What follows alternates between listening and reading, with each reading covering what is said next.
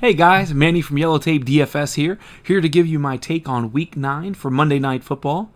We're here having a matchup of the New England Patriots against the New York Jets. Alright, you're going to have Cam Newton and company that has been playing subpar as of recent, and then you are going to have Joe Flacco because Sam Darnold is out, or doubtful, but I'm pretty sure he's going to be out. Now, this guy, Jamison Crowder, is going to have an immense target share no matter who's the quarterback for the New York Jets. Doesn't matter. This guy's target share is insane. When he's on the field, he's getting double-digit targets, point blank, period. All right, so this guy has to be in play. Plain and simple. And then Cam Newton, just because he's a threat, not just in the air, but he is also a threat on the ground. All right, so these two guys, I think, is a perfect way to start your lineup for tonight's game. Now, I do know that it would depend on the game script of how you would like to construct your roster. Okay, so some people are going to say, well, it's Joe Flacco throwing the ball. I think the Patriots defense have a great argument to be in play. Now, there are pros and cons. And the con for this is the defense is priced up to 7,400, which is more than the majority of the players on the slate. All right, now let's get to some other news real quick. Harris may not be playing. He's still questionable. And N'Keal Harry is out. Nick Folk may not play, their kicker. Sonny Michel may be activated off of IR, actually, so he's going to be a great value play. We're going to talk about him in a minute. Then, let's see, beyond that, J.J. Taylor's out. Keene is out. Wesco's out. And Izzo is questionable. He may be out, so the Patriots might not even have a tight end on the roster to even play. Isaiah Ford will not play in this game. Bill Belichick came out and said that. He's going to give him a week to learn the playbook better.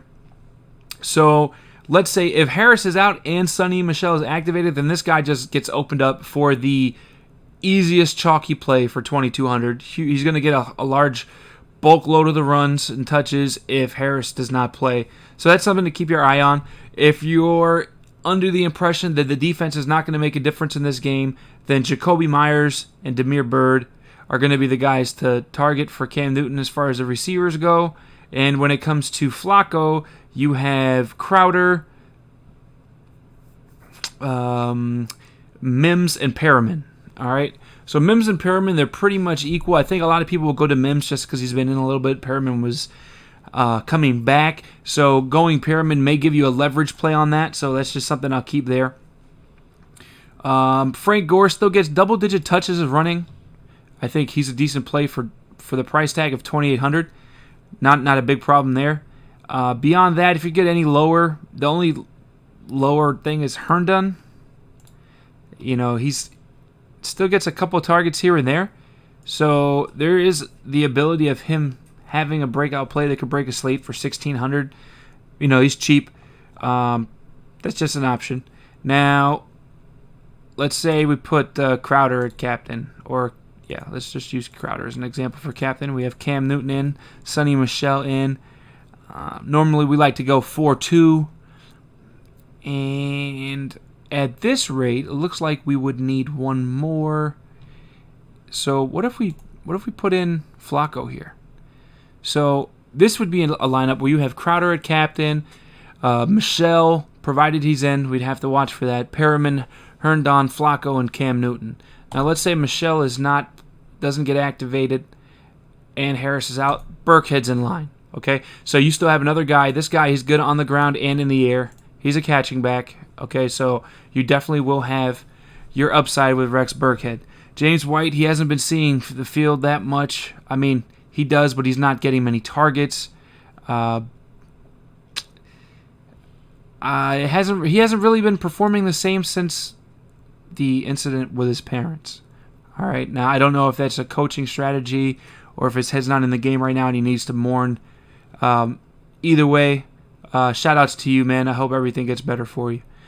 All right, so when building these lineups, I guess P. Ryan is also splitting targets, or carries rather, with Gore. So he could also be somebody you look at 5,800, but Gore is just an easier play for about $3,000 cheaper.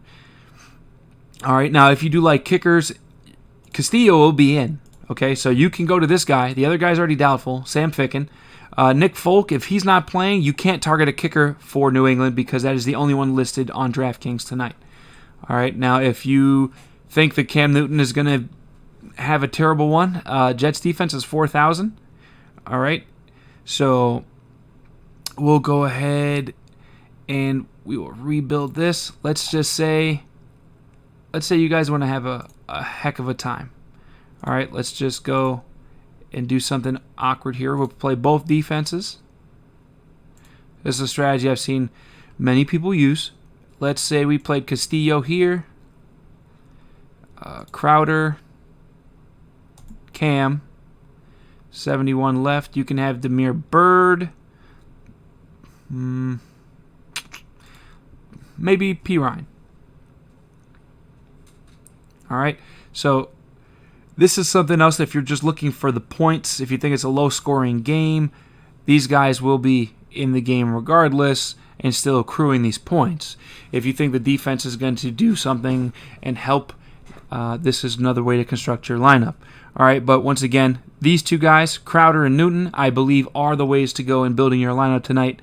Hopefully that helps everybody. I appreciate you visiting the channel. Please hit that like button if you haven't done so already and you're new to the channel. Subscribe to me. Ring that bell so you can get all my notifications of each video that we post each and every day here at Yellow Tape DFS, trying to help everyone get into the green. Until later, you guys stay blessed.